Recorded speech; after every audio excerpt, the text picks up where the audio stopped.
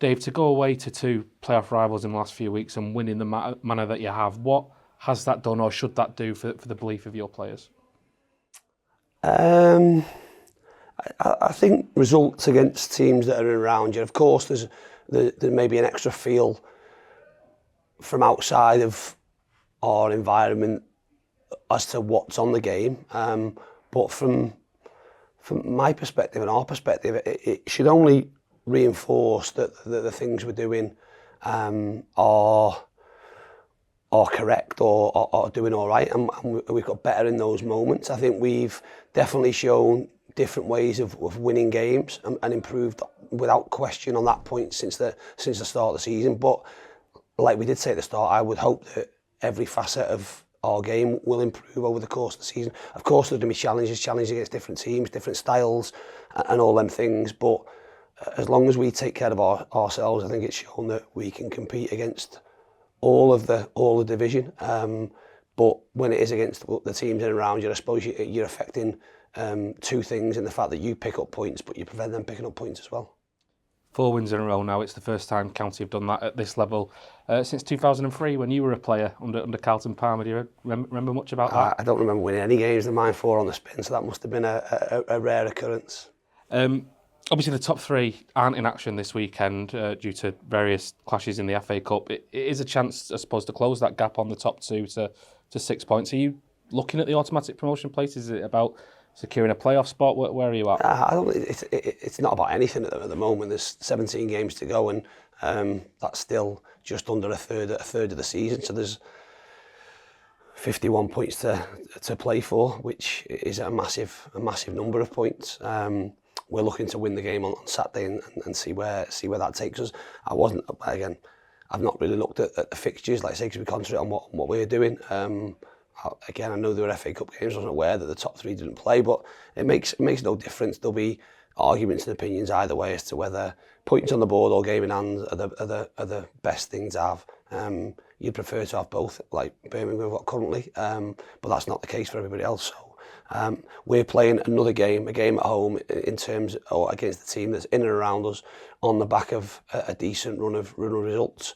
But like I said before, the previous 4 games, if we're not at our best, then any result can happen. Barnsley will be saying the same. They're expecting a tough game. We're expecting a tough game. I expect it to be a close game as the first game was, but one, like I say, that we're home, that we're looking forward to being on the front foot and hopefully winning. It did turn out to be a busy deadline day for the club. 3 players brought in. Start with Brad Hills. We know you wanted a centre half, particularly after the injury to Fraser Horsfall. Is it fair to say he was a top target? Yeah, like I've said before, and I've gone through a little bit in my programme notes around how deadline day works. It ends up becoming a busy day and a late night, largely due to things out of our control. So with Brad, we'd been interested in the summer, in the summer window. Norwich decided he was staying in. We then obviously had kept an interest over the course of the first half of the season, and coming into January had expressed an interest. There was at first a sort of not thinking he was going to be coming out, but then probably halfway through January that changed, and it became if we got a player in then he would come out. So we were able to be patient, I suppose, and wait, and not jump in on other potential opportunities, and thankfully that deal was agreed before the window, before the weekend, but Norwich hadn't got their player in, so couldn't let Brad out. Brad was on the bench for them on the Saturday. It came on for the last 10 minutes, but the plan was always for him to come into our building, if you like. There's obviously the risk of a Norwich player getting injured, the move not happening for them, Brad picking up an injury when he plays, all them things, and that's something that you do take a chance on. Thankfully he got through that and was able to sign his paperwork, train with us on Monday with the players, and has been with us all week. The other position you really wanted to strengthen was your centre forward. Sam Cosgrove comes in from Barnsley. What will he bring? Yes, Sam will be really, really good for us because of the profile of player that we wanted. Now, Sam's probably even by his own admission, not had the best of times at Barnsley, but his previous stuff that he showed when he was up in Scotland and when he was on loan at Plymouth show how effective he can be. And we needed a foil and I suppose something that could play up alongside Woods and Tanto, as well as Benno, who's unproven, and Sam will certainly give us that. So again, another one who that deal was done quite or semi-agreed quite a while back. The obviously risk with Sam's one that he's coming from the team that we play on Saturday. He's coming from a team that are fighting for the playoff positions, and I suppose the one thing that's always back in your mind is why would they let him come out to a rival as such. So that was a little bit different. We were a little bit more wary of those types of things. So had some plates spinning in case that didn't happen. Thankfully it did. And he's come in and really enjoyed what he's done so far. And like I say, we're looking forward to working with him. We think he can have a big impact in our squad. And it's shown before sometimes certain players fit certain teams and we feel we can get the best out of him. Yeah, on that interesting comment from Sam Byrne, comparing it to the deal that saw you take Richie Bennett from County to Hartlepool during your time there. Do you see a similarity there in terms of how that's come about and obviously the impact that you hope he'll go on and have? Yeah, it was in terms of we'll I suppose, categorise players and categorise forwards into probably 4 or 5 different categories. And what we wanted was a target striker, one that is obviously going to be a goal threat. But if you look at Sam's record, especially last season, based around data, and data's not always gives you the true story, but he was a striker in League One that ran him behind the most in a team that got to the playoffs. I watched him single-handedly score 2 and assist 1 in a sort of a second leg for Barnsley against Bolton and bring them back into the game when the first leg looked like they were out of it and took so close. And if we can get anywhere near that, and he can get back to those levels, then he without question will be a big threat. We hope that he'll have the impact that we all think he will. But regardless, he's another experienced body in the building who, in the time that we've known him and the speaker we've spoken to, is a really good character, a really good lad. And we hope that he enjoys his time with us, and we'll see what happens beyond that. Late on deadline day came Owen Moxon, a player I know that a lot of people here have admired for quite a long time. That feels like a real coup for the club, doesn't it, to be able to bring him in on a permanent basis? Yeah, and that was the one obviously that kept us here really late, because that deal was a late one. Owen himself didn't know what was sort of happening, and then there was things between different clubs, whether it was a loan, whether it was a loan with obligation to buy, whether it was a loan with an option to buy.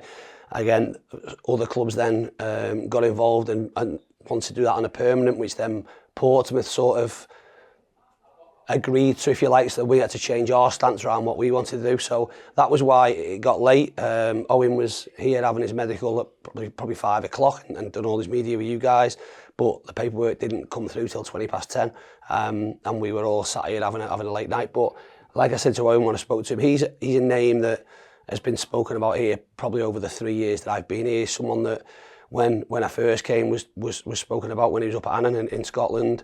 Probably at that time, he was the type of player that needed to go somewhere and play lots of games. And I came into this club with a absolute load of midfielders, and probably at the time he wouldn't have got in over the midfielders that we had.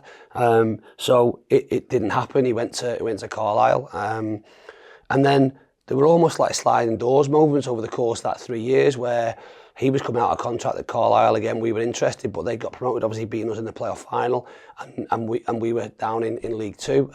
So it was going to be difficult for him to want to drop from League One back to League Two to our team. And Portsmouth came in, which were obviously a huge club doing really well in League One, and got a promotion beyond that, another promotion on his CV. So this was probably the only time that things aligned for us to be able to get the deal done. So really delighted to get him in. We knew he was a good player in the few days that he's been in with us. He's shown that, and you can really see that. He'll give us loads and loads of options in terms of the positions that he can play within a midfield setup, with great quality, great set piece delivery, can get about the pitch, can tackle, and without doubt will improve our squad. So to get him in I suppose the wait was well worth it, and thankfully it got done before the deadline, and he can be involved for us at the weekend. Happy with your squad now going forward? Yeah, absolutely. Listen, I wasn't unhappy with the squad that we had. Anyway, we were a little bit stretched, and we needed some quality and some depth, and maybe a little bit of experience. I think we've brought all that. We've obviously, when you add that to Micah and to Benno, that we've brought it in this window as well. We've brought 5 in. I think we've lost 7, but I feel we're in a good place. I feel we're in a good place on the pitch, and I feel with the squad we've got, we have enough, like I said, strength and depth to really keep competing. You're going to pick up some injuries and some niggles. That goes without saying. But hopefully we've got enough to maintain the position we're in and keep improving that. Just on the subject of injuries, no Callum Camp's last week. Is he likely to be involved this weekend?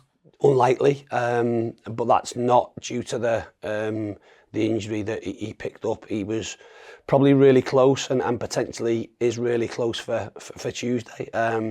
But had been playing previously with a problem on his foot, and when he picked up the injury, he's got a whack on that foot, and that's just hampered him a little bit, just in terms of repetitive sort of passing. So he was due to do a session today, which would have been his sign off for him to then be properly involved and training on Sunday with a thought process of Tuesday. We probably just had to reassess that now. There's a potentially will be back on Tuesday, but if that's not the case, then he'll certainly be back for next weekend. And just finally on Barnsley, who have tended to have prolonged good spells followed by prolonged bad spells over the course of the season, and then they're in a bad one at the minute, 4 without a win. But what sort of challenge are you expecting from them at Edgeley Park tomorrow? The same challenge as we got when we played down there in the first game. The squad and the team that they're picking hasn't changed a great deal.